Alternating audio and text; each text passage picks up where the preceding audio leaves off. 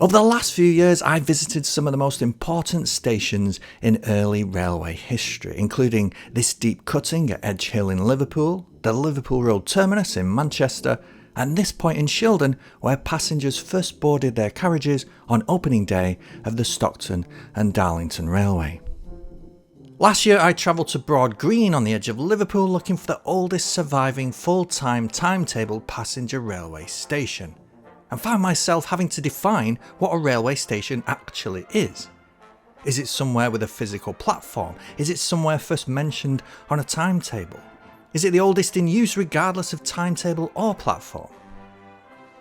The obvious problem with this, of course, is that the very early days of railway history are difficult to straighten out at the best of times. Steam locomotives have been picking people up and dropping them off since the earliest days of their invention, so any number of places, platformed or not, could claim to be the earliest station.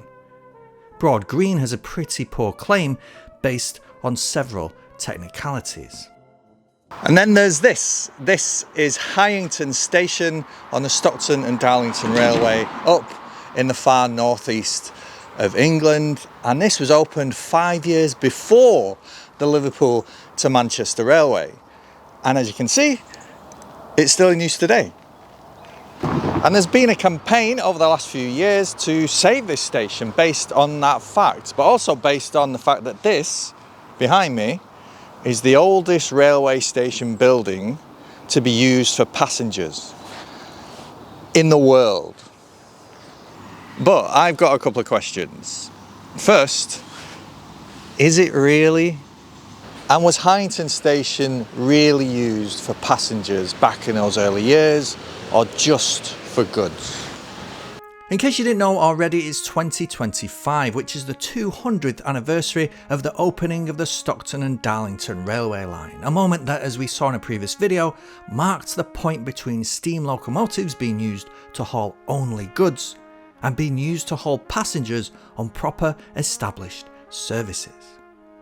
But Heighington's claim to be the oldest passenger station in the world still in use is based on the fact that A, it's still in use, but B, that in those early days when this was primarily used as a goods station, it also allowed passengers to get on and off here. And C, that has always been allowed to happen. But how do we know all that? It's certainly an unusual spot for the oldest passenger railway station. You'd expect that title would have gone to somewhere with a big demand for passenger movement, like a town or a busy colliery or a work site. But where is Heighington? What exactly was this building used for?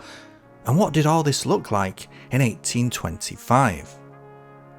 To answer those questions and more, I'm lucky enough to be able to draft in some help from two of the most knowledgeable people about the Stockton and Darlington line. I mean, it's a largely rural landscape here, enclosed fields, few scattered farms, but effectively you're halfway between what was then the small village of Shildon, about to become New Shildon and one of the centre operations for the Stockton and Darlington to the north of here behind me, and the market town of Darlington, 5 or 6 miles the other way to the south.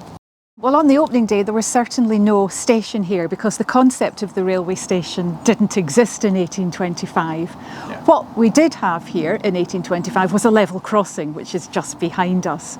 And it was this level crossing that locomotion number 1 had been delivered to from Robert Stevenson and Co in Newcastle just a few days earlier before the opening day. But I was under the impression that the railway was there to get goods, mostly coal, from the wider area down to the quays at Stockton for sale in places like London. So why would there be a depot here in the middle of the countryside? In the 1823 Act of Parliament, which is the one which allows George Stephenson's new locomotive design to be built, as opposed to the earlier 1821 Act, which was more of a horse-drawn tramway, it has a series of what are called depots along the line. So coal, which is going to be the lifeblood of the railway, even though they want to carry other things and passengers as well, is part of the business model is selling it locally. It's not just for export down to London and out of the port of Stockton. So they set up a series of depots at places along the line where local people can come and either buy coal, they can buy limestone, they can buy quicklime for either building materials or for improving land, or anything really, because the railway is set up to deliver deliver anything. The northeast of England's not the sunniest and nicest of places, so they need to provide facilities for people to either have business meetings, shelter, buy refreshments, do all of these things. So they take an idea from what exists already, because no one has invented the railway station, which is the coaching inn. So along the line at these depots, they build a series of small coaching inns. But this one at Heighington is just slightly different. The others are much more conventional buildings. This one, built by a local mason called the wonderful name John Falkis Carter, who did quite a lot of work for the s&dr in the early days. He seems to have thought this through considerably differently. The railway here is actually on an embankment, so it's a two-storey building, but the bit facing the track is single-storey. And it's got a direct relationship with the track. And directly in front of it, there is a small rudimentary platform. The architecture of the building is slightly different. The facade which faces the railway has got different architectural detail to the rest of it, suggesting this is like a principal front that they want people to see and use. So it's fairly simple, but it has all the constituent elements of the railway station. So like at other spots along the new line, a depot was set up here to provide materials for local market. But the building here was made with a unique design that took passengers into consideration, something never done before. But what I really want to know is, how do we know that this station was used for passengers regularly in those early years? If it's just sporadic and opportunistic, then does that count as a station for passengers? What I really need here is some hard evidence that passengers used Heighington early, regularly and purposefully. One of the really interesting things about this, and why we've got a lot of information, is that the local magistrates wouldn't give it a licence to sell beer and spirits. So they had the equivalent of a sort of a small local inquiry. And you get lots of people who either work for the railway or use the railway coming here and giving evidence.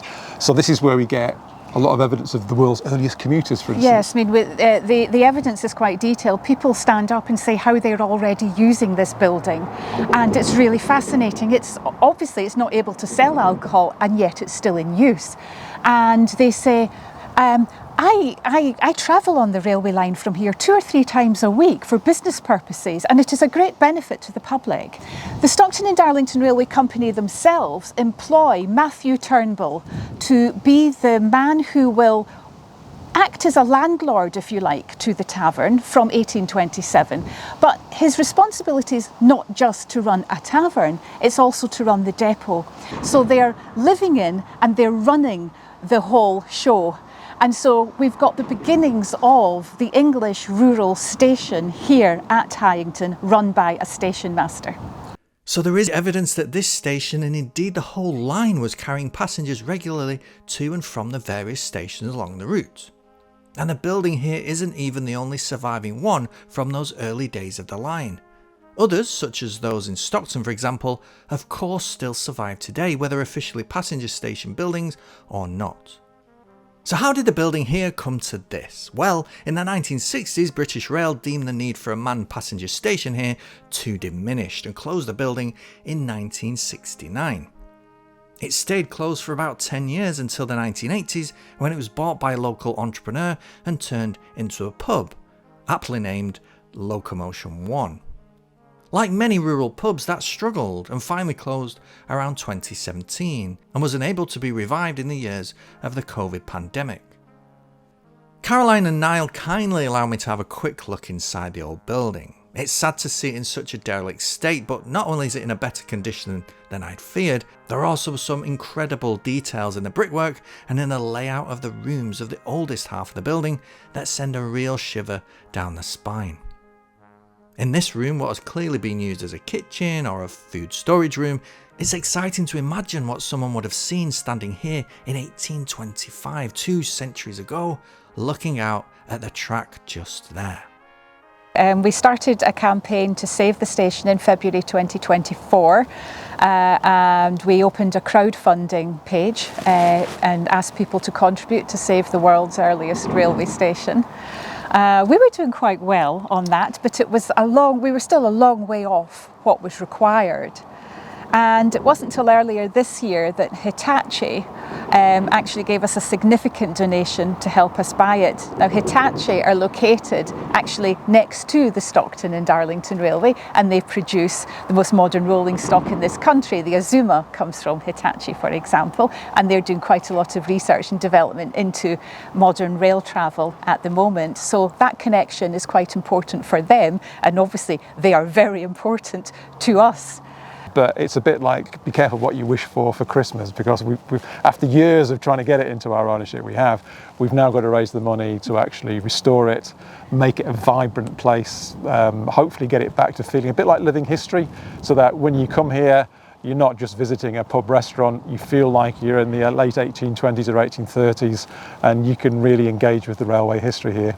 So why is it important to not only save this building, but to make use of it in a sustainable way? Why not just leave it and forget about it?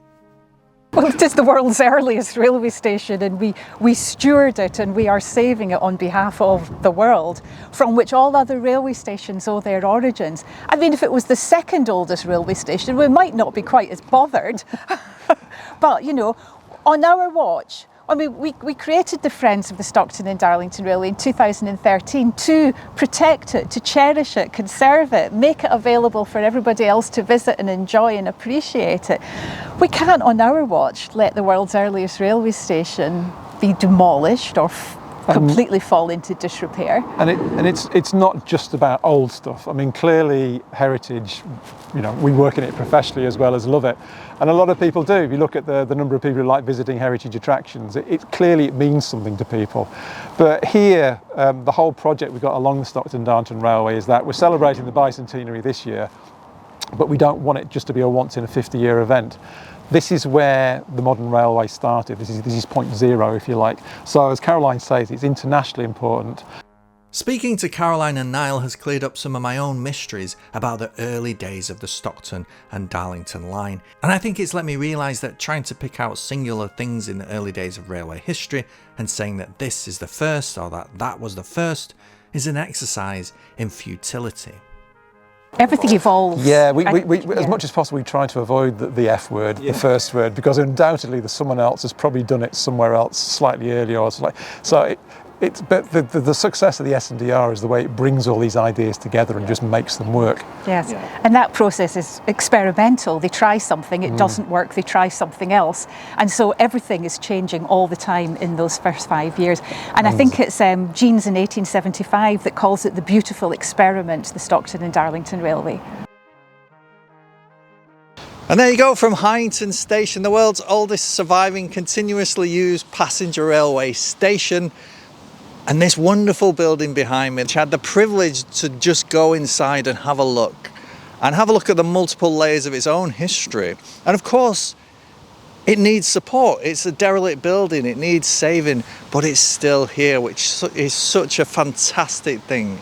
It would be great for me to be able to stand here in this spot in 2 years, in 5 years, or even 10 years, and look at this building behind me and see a proper functional, sustainable building brought back to life next to the railway, with visitors and people who love this railway being able to visit this building and love it just as much. So there you go, yet another piece of our great global railway history. Heighington Station, everyone.